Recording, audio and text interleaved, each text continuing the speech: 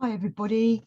I was recently recording an audio version of the Reappearance of Christ in the Etheric by Rudolf Steiner.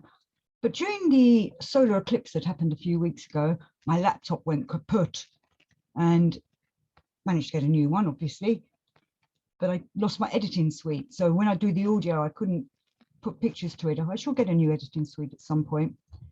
So I just thought I'd just do a show on Steiner's ideas and what Steiner says about Christ in the etheric and all this that's going on, and about what I always call the dark forces, but he talks about the alternative path. So you can go down the left-hand path, the right-hand path, you know, good, bad, it's all duality in this spiritual soul war. You know, the dark side's trying to get our souls and deceive us, and those that are aware that they have a soul and that they're spiritual beings are hopefully going forward on the right path. So he gives, in this chapter that I'm going to talk from, lecture 10 of the Reappearance of Christ in the Etheric, I'm just going to read some quotes, and though I do suggest to people try and read these lectures if you're interested in this kind of thing. I know the Rudolf Steiner archive has them all online, so you can read them on there. I personally don't like reading off a screen and prefer to get books, loving books. But I just wanted to give his analysis of what he's saying here. Maybe not an analysis, because I'm not an analyst. So in this lecture, which is lecture 10 from this book, Individual Spirit Beings and the Undivided Foundation of the World, he's talking about how materialism has been taken in the wrong way, which is why we're not developing properly. Well, most of the sheep, let's call them, it's a horrible word to say, but aren't, but those that are kind of awake are aware, and those that are awake are very aware. But he did say, when one crosses the threshold of consciousness, one always enters a spiritual realm. Regardless of whether one enters the subconscious or the superconscious, one always enters a spiritual realm. He talks a lot about the superconsciousness, which I think he's saying to us is that that's when we're attaining to the higher beings and the higher versions of ourselves. And the subconscious is, I think, knows what's really going on, but our consciousness is so programmed that our subconsciousness has to fight its way through to get to us, to tell us, listen to me. It's kind of like your conscience in a way. Our conscience is there, but whether people listen to it or not is down to them. So I'm going to continue with that quote. So he's talking about the spiritual realm. This is a realm, however, in which the spirit is conscious in a certain way, is developing some form of consciousness. Where there is spirit, there is also consciousness. One must only seek the conditions under which the consciousness in question exists. Through spiritual science, anthroposophy, which is what Steiner calls his spiritual science, it is possible to recognize what type of consciousness a particular spiritual being has. And I do think when you are listening to your consciousness and your conscience, so your consciousness is your being, your the you inside yourself, the I, and your conscience is your connection to the divine. When you're being conscious and aware of things, you are entering a spiritual realm, because the spiritual realm seems to be able to influence you or talk to you, or you can feel it, maybe subtly. Some people hear it, some people see it, some people just feel a little something that tells them what to do or not to do. You know, it's like a sixth sense. And most people in this world that are not following this kind of path don't use their consciousness, and they don't, and obviously not then in contact with this spiritual realm. They're just living in a materialistic, you know, rat race kind of life. And Steiner's trying to tell us about this. So I find his lectures quite difficult, as I'm sure many people do. And some people, they probably read it and go, oh yes, that's it exactly. But he talks about methods to doing this. And he talks about learning, doing this is a gradual process. And he says, the knowledge of actual spirits to be found outside of human consciousness, spirits living under different conditions from human beings, but standing in continuous relationship to human beings, spirits that can take hold of the human being in his thinking, feeling and willing. This knowledge is always there. And I'd like to think that's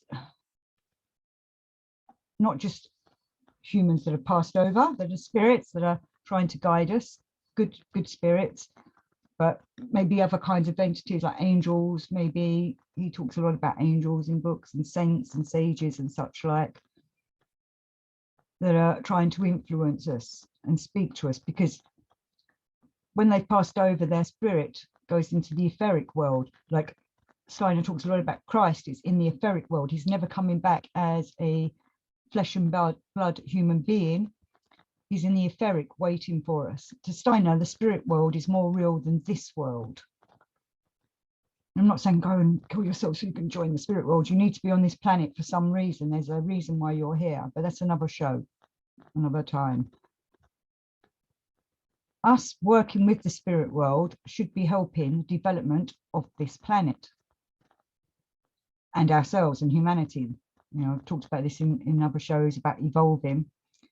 But he goes on to warn us about how wrong people can use this wrongly. And I say wrong people as in the people that don't understand the spirit world and don't understand the spirit and the soul or the divine.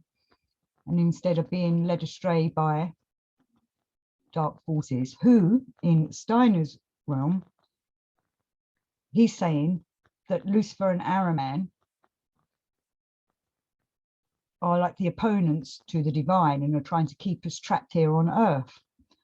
Lucifer's trying to distract us from the divine, to make us believe that there is no God or divine source, and Ahriman's trying to keep us in a materialistic frame of mind so that we don't follow our spiritual paths. But both of them are trying to trap us here, even though they're both, again, still opposing forces, and that they apparently don't really get on, but they've created an eighth sphere. And in this eighth sphere, some people say it's around the earth already, some people say it's outside the earth. With Steiner, I'm still trying to figure out what he's trying to say, but the point of it is that when people die, they will be trapped in that eighth sphere if they don't develop themselves. And then they're not being part of the whole evolution of humanity or continuing in the reincarnation cycle or any cycle. They're stuck there. Kind of like the Matrix. If people watch the Matrix movie, you know, and they live in this ideal world, you know, the Matrix is set in, I think it's the 1990s, wasn't the 2000s, you know, and it's supposed to be the time that humanity liked best. And so they're reliving that same life in there. Meanwhile, they're stuck in a pod somewhere, the real person, like living a simulation. So in this eighth sphere, people will again be trapped. Their souls and spirits will be trapped. And he talks about how, let me try and find it. He says he talks about this in various lectures, about how since 1879, humanity has been living in a very special spiritual situation. Since 1879, extraordinarily powerful spirits of darkness have been shifted from the spiritual world into the human realm.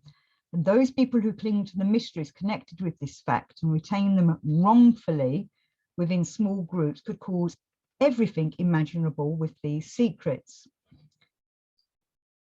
So the dark forces are able to walk amongst us. And I think he's attaining that they can take over a human. He actually says later on in this same lecture, which I'm going to read now, but I'll go back over the chapter. So this is Steiner. The strange thing is that this subconsciousness that we carry within us is taken hold of by another being under all circumstances. This means that we are not only a fusion of body, soul, and spirit carrying within us through the world our soul, which is independent of our body. Steiner says it's in the etheric body. I shall come back to that in a moment. Shortly before birth, another being takes possession of the subconscious portions of the human being. This being is there, this subconscious being that accompanies man the entire way between birth and death. Somewhat before birth, it enters man and accompanies him. So he's saying we've got this being, which I think he's referring to being a dark entity or a spiritual being that maybe, and decide whether to be good or bad yet, but anyway, it's taken us over, and this is like the dark side in us that's trying to manipulate us, and we need to take control of that. The only way it leaves us is at death, because somehow these forces cannot follow us in death onto the next realm, which would be the heavens, I suppose, or the spiritual worlds. And Steiner believes that these entities, let's use that word, are trying really hard to break into the spiritual world to take it over and be a part of it, because they've been locked out of it, because I think this is to do with the fall of heaven, where they've all been thrown out of heaven, where there was the big battle between the angels. And these entities then are some kind of dark fallen angel, but they can take possession of us. There's still us in ourselves. I don't know if any of you feel this. Sometimes you just feel like you're not you. It's something else that's making you do these things. Normally, for me, it's things that I kind of regret and think, why did I do that? Because I'm not in control of myself. That being, that entity did it instead. It's always nice to blame other things. Even though I did a show earlier saying, take responsibility. But this is, I'm coming from a Steiner point of view here of what Steiner's saying. And I can, oh, sorry, I just knocked the microphone over. And he says, one can also characterize this being as one that permeates man in those parts that do not come into his ordinary consciousness. It is a very intelligent being and possessed of a will that is akin to the forces of nature. In its will, it is much more closely related to the forces of nature than is man. I must emphasize the peculiarity, however, that this being would suffer extraordinarily if under present conditions it were to experience death with man. Under present conditions, this being cannot experience death with man. It thus disappears shortly before death. It must always save itself. It always has the urge, however, to arrange the life of the human being in such a way that it can overcome death. It would be dreadful for the evolution of the human being, however, if this being that has taken possession of man should also be able to conquer death, if it could die with man and in this way enter the spiritual worlds that man enters after death. It must always take its leave of man before he enters the spiritual world after death. In some cases, this is very difficult for this being and all sorts of complications arise. And apparently he talks more about this in some other lectures, but I haven't found them lectures yet.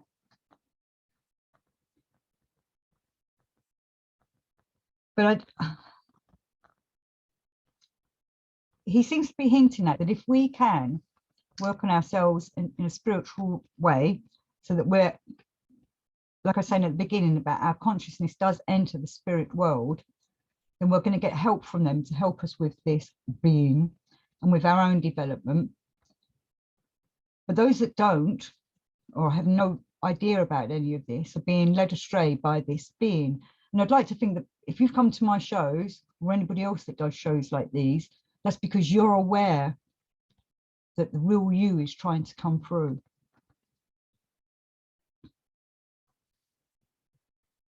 He says, we know that we actually live in the age of materialism. We know that since the middle of the 19th century, this materialism has reached its climax. In reality, however, I can't speak, sorry. In reality, however, polarities must converge. It is exactly this climax of materialism within the evolution of humanity that must converge with the intensification in human evolution that leads to truly beholding Christ in the etheric.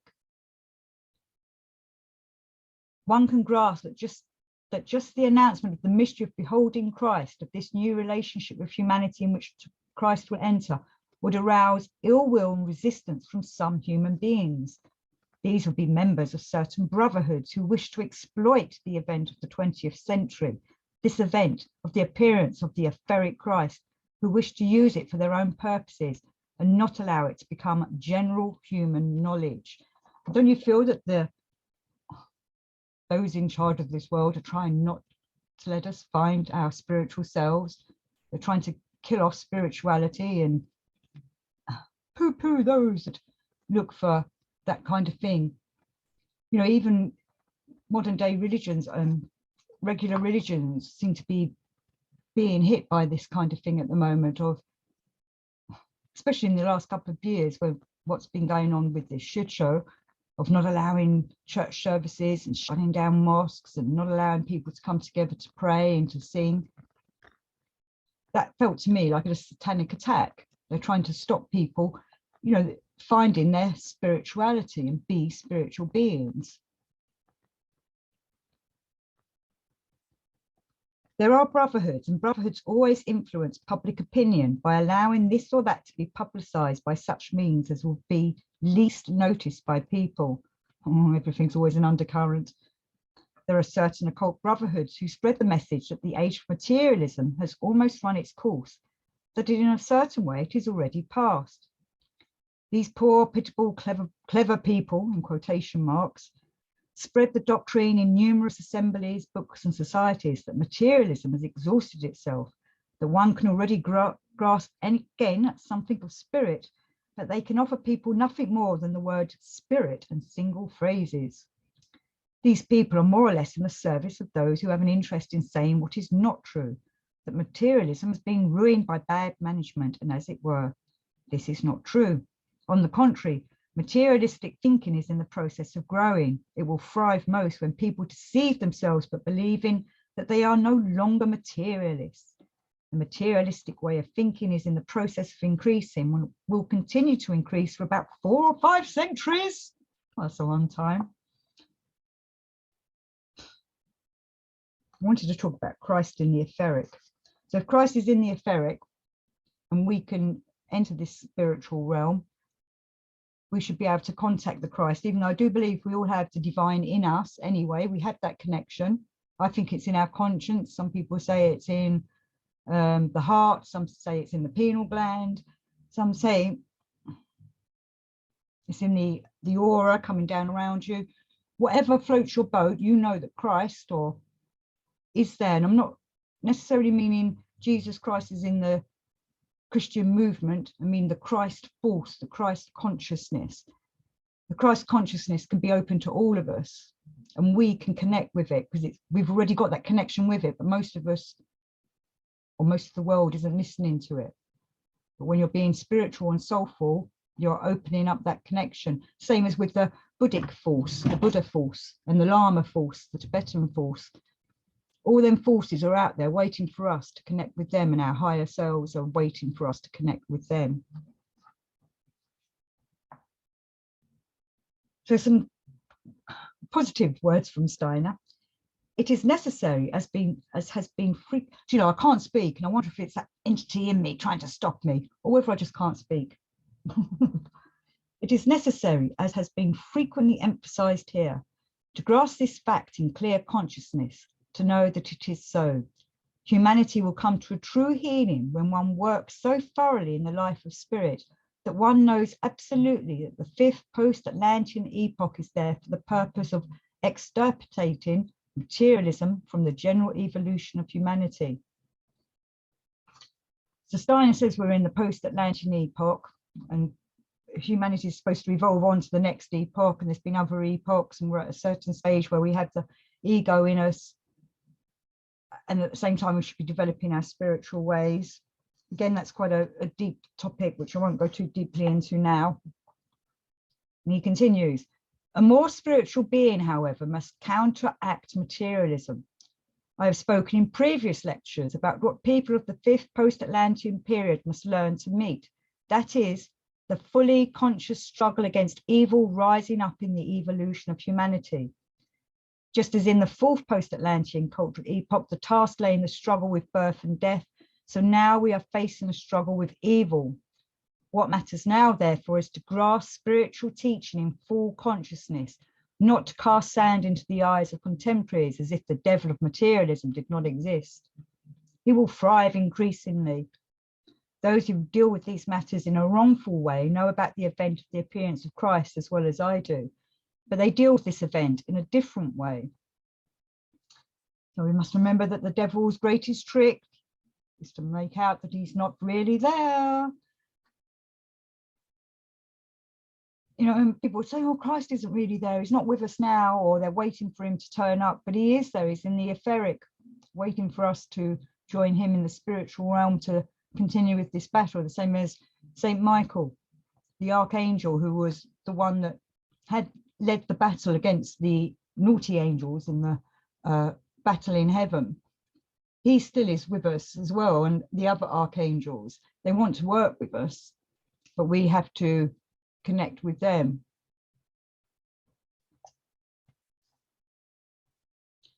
In order to understand this, one must keep one's eyes on the following.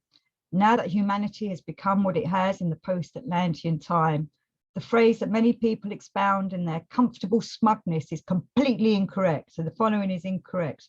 While we live here between birth and death, it is a matter of surrendering ourselves to life. If later, when we have passed through death, we then enter a spiritual world, that will reveal itself in good time, and for that we can wait. What Steiner is saying is not everyone will go into the spiritual realm. It's going to be those that, well, I'll explain, those who have absorbed spiritual ideas. So, when man, under the present conditions of evolution, passes through the portal of death, he takes with him the conditions of consciousness that he has created for himself between birth and death. The person who has occupied himself under present circumstances exclusively, excuse me, with materialistic ideas, concepts, and sense impressions of the material of the sense world, condemns himself after death to live in an environment in which only concepts defined during bodily life have bearing. The human being who has absorbed spiritual ideas enters a spiritual world legitimately. But one who has rejected spiritual ideas is forced to remain in a certain sense within earthly conditions until he, and this may endure for a long time, has learned there to absorb enough spiritual concepts that he can be carried by them into the spiritual world. Whether we absorb spiritual concepts or reject them, therefore determines our environment on the other side of the threshold. And I'll just quickly add, for those that think, oh no, all those people that don't make it. Many of those souls, and this must be said with compassion, who have rejected or are hindered from absorbing spiritual concepts here in life, are still wandering about on earth, and though dead, remain bound to the earthly sphere. The soul of the human being, however, when no longer separated from its environment by the physical body, which can then no longer prevent the human soul from acting destructively, becomes a source of disturbance within the earthly sphere. So all those dead people that didn't have a spiritual connection that are still wandering the earth, but you know, not physically, but it's spiritually, you know, it's like they're ghosts kind of thing, but they can still have an effect on us, you know. I think I'm right in saying that Steiner says all those people that died in World War I and such things like that, horrible, tragic deaths, if they haven't evolved themselves, will be so annoyed that they are then sending them influences back out into this realm. Live a good death. And he says, let us study what I would like to characterize as the more normal situation in which souls under present circumstances pass over into the spiritual world after death. Souls who wish to know nothing at all about spiritual concepts and experiences. They become sources of disturbance because they are retained within the earthly sphere. Only souls who here on earth have already been completely permeated by a certain relationship to the spiritual world pass through the portal of death in such a way that they can be received in the right way in the spiritual world. So even though we're living this life here on this earth, you know, enjoy your life, make the most of this life on this realm. At the same time, you have to develop your spiritual and soul so that you can be ready to go on into the next realm. Otherwise, you're going to be stuck here.